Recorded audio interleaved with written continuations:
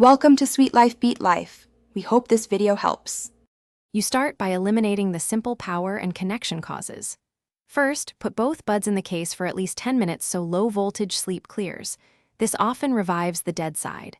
Next, check your phone or laptop audio balance, set to 50/50, because a skewed balance mimics a dead bud. Once done, toggle Bluetooth off and on, then forget and repair the Jlab Earbuds one. This forces a fresh handshake and rules out pairing glitches before deeper steps.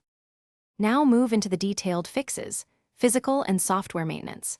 Carefully clean the earbud mesh. Debris can block sound, using a dry, soft brush because liquids damage drivers. Then open the Jlab app.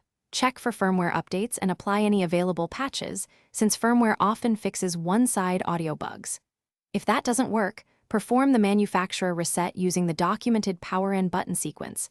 This clears pairing caches and driver states. After the reset, repair the buds to finish with isolation and escalation steps.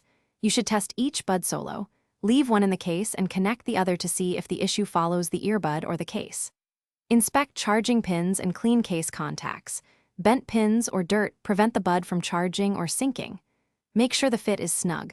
Poor contact causes intermittent one-side failure.